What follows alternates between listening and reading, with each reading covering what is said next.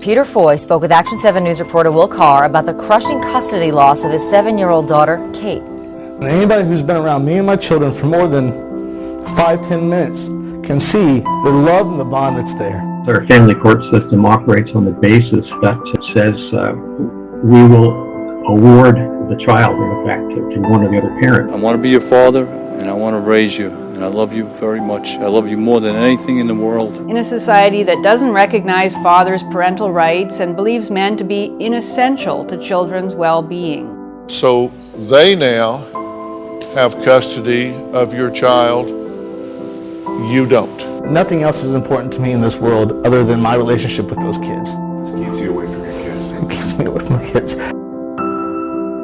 Did you know before the year 2013, the FBI defined rape as only pertaining to females? Males have the added burden of facing a society that doesn't believe that rape can happen to them at all. Society sort of isn't very much set up for men speaking. We never talk about it, it's not really referenced in film or television or media reports, but it exists, and the stats for London are alarming. The reality is that a man every hour experiences some form of sexual assault in London, and that's just adults.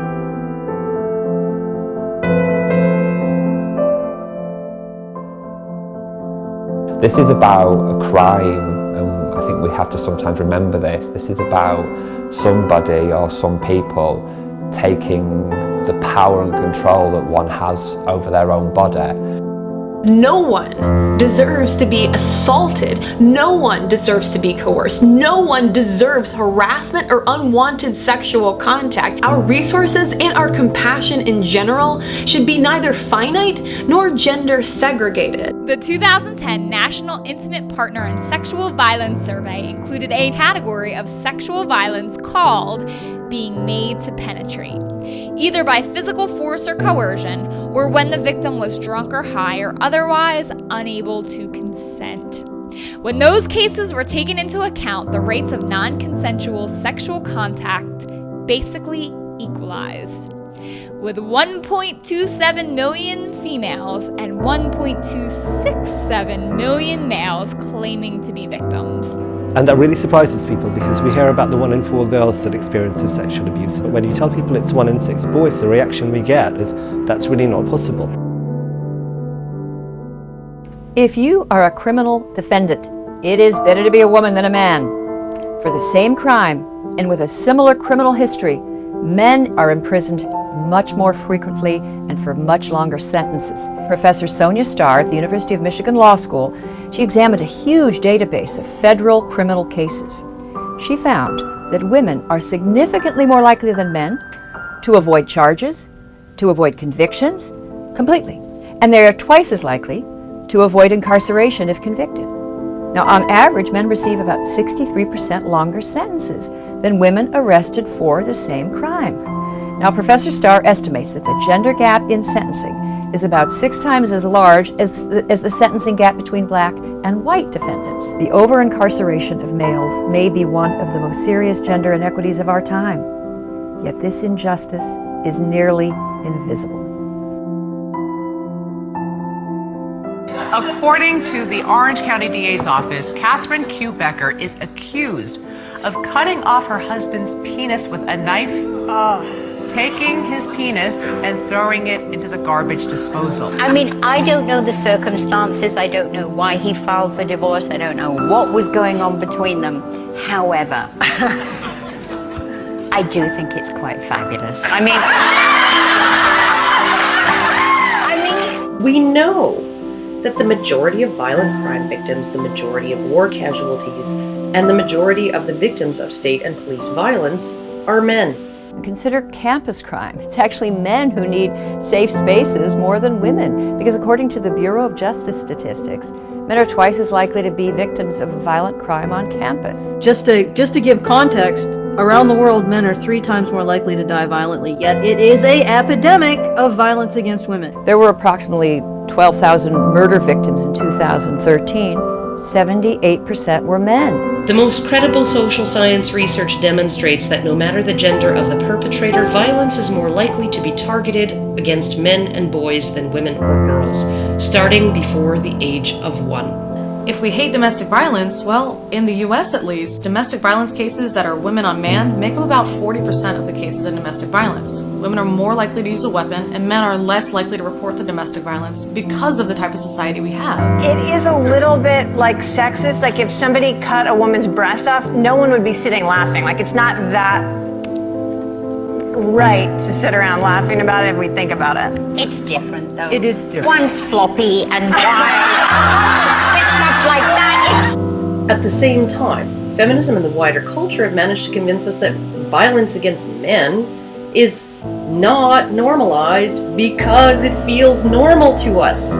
And it's not systemic because acceptance of it is wired into our limbic systems. Stop domestic violence against women and children. And all I could think of was, what about domestic violence against men? I mean, either domestic violence sucks or we hate men and we think it's cool when they get stabbed in the throat by their wife. We have legislation and policy enacted specifically to address male violence against women because 1 in 3 women will be raped or assaulted in their lifetimes. For the 1 in 1 men who will be, we have nothing special. Now, there's no question that women sometimes suffer severe harassment and abuse on the internet.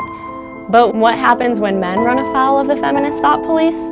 They found that more women than men are sexually harassed, about 7% of women and 4% of men, but that men were the primary targets of threats. They found 10% of men compared to 6% of women. The British researchers found that about 40% of the abusive tweets sent to women were sent by other women. The researchers found that men were more likely to be victims of abusive tweets than women. In particular, male politicians received more than 6 times as many abusive tweets as female politicians. Another study by a professional polling organization found that males age 19 are the group most likely to be affected by trolling or bullying among teenagers. Now, the Pew findings suggest that overall, men face as much or more abuse than women. No one should have to endure serious harassment and threats to their safety, online or otherwise. Prostate cancer is the most common form of cancer in men. Approximately 80% of men above the age of 70 have prostate cancer. What breast cancer is to females, prostate cancer is for males. 1 in 8 women will develop breast cancer over a lifetime, while 1 in 6 men will develop prostate cancer over a lifetime. Breast cancer is the 3rd most common cancer behind lung and prostate cancer. But the US government has spent more than twice the amount on breast cancer research than for prostate cancer research. In fact, breast cancer gets more than double the funding of any cancer, not just prostate cancer.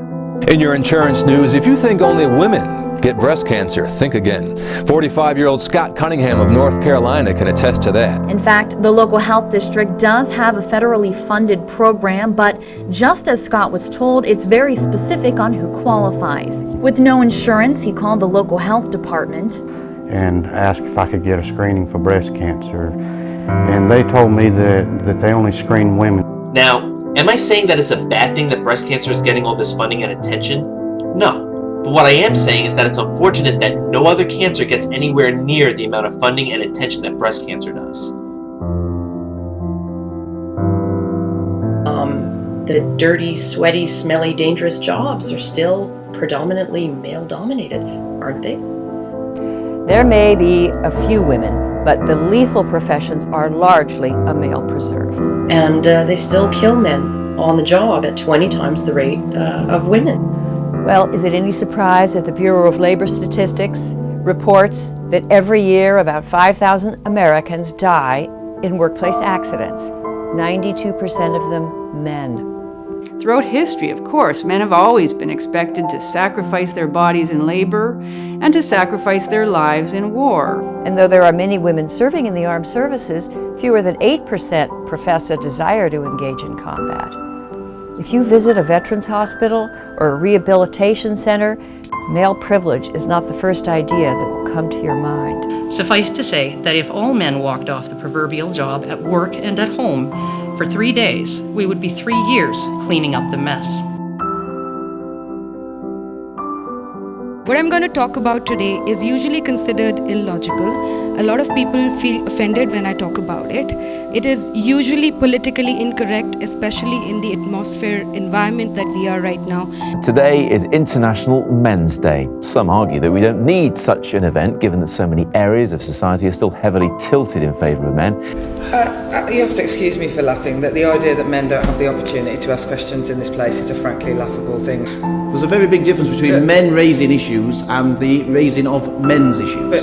What is the point of all this? Because many people say, well, in a world of inequality, most days are men's days, if not all of them. Yeah, I mean, it's a concept that's routinely mocked. Indeed, Jess Phillips, the Labour MP, did so at the Backbench Business Committee 2 weeks ago. Jess Phillips, you were saying it was laughable. Do you regret saying that now? Was that the right reaction, to burst out laughing? The thing that I said was laughable. I stand by.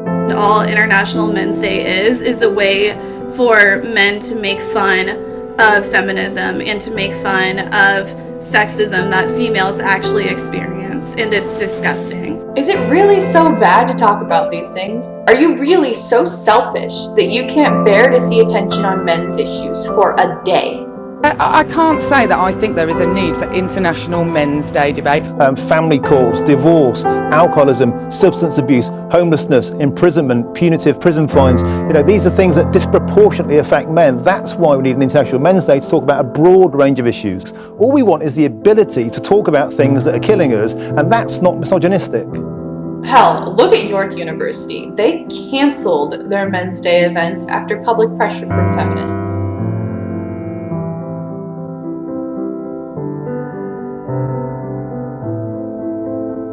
But I would still talk about it because it's much needed, especially if we all believe that justice is the right of every individual regardless of their gender. Being a normal boy is a serious liability in today's classroom. Around the world, boys are more likely than girls to be classified as low achievers, which means they weren't proficient in reading, math, science, and problem solving. Women get better grades, they win most of the honors and prizes, and they're far more likely to go to college. Today, women earn 62% of associate's degrees, 57% of BAs, 60% of masters, and 52% of doctorates. Our schools do a much better job educating women than men. The underachievement of boys in education compared to girls. Male deficits in education are far more serious today than they were in the past. The type of evidence we'll be seeing is that for the first time in U.S. history, our sons will have less education than their dads. If we take this worldwide, the UN found this year that boys have fallen behind girls in every single one of the 70 developed nations. Male underachievement is everyone's concern. These are our sons. These are the young men with whom our daughters will build a future. If boys are in trouble, so are we all. Men and boys are more likely to be raised with feminist values now than at any point in history, and yet their suicide rates are soaring. Not just relative to women, but relative to 10 years ago. Did you know that suicide is the biggest killer of men under 45 in the United Kingdom? I didn't know that. Suicide in the UK takes 12 male lives every day. In the United States, 89 men per day. That's about 4 men every hour. Because the numbers are really quite shocking when it comes to male suicide in this country. More than 4,800 men took their own lives in 2013. I thought about it and I was extremely disturbed about it, but I did not react or act until I saw this video online.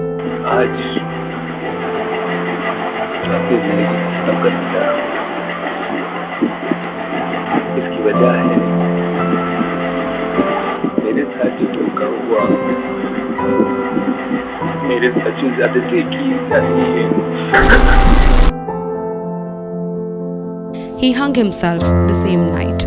41% of the men surveyed in the United Kingdom felt like they couldn't talk about their feelings. And I also think this may be why suicide rates for men skyrocket after divorce. You haven't just taken away his kids, his wife, his assets, and a good chunk of his income. You've effectively stripped him of a huge part of the male identity he's built around himself. But I just want to tell you that suicide is never a solution, because if you feel that your life isn't worth living or you're a burden, believe me, when you're gone, the burden that you will leave will be a million times heavier and harder to bear for the people left behind.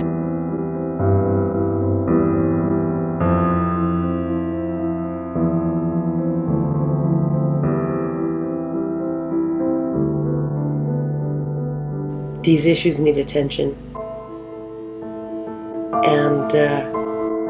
and frankly, men have to scream to be heard. They just do, even by other men. And that's just freaking sad.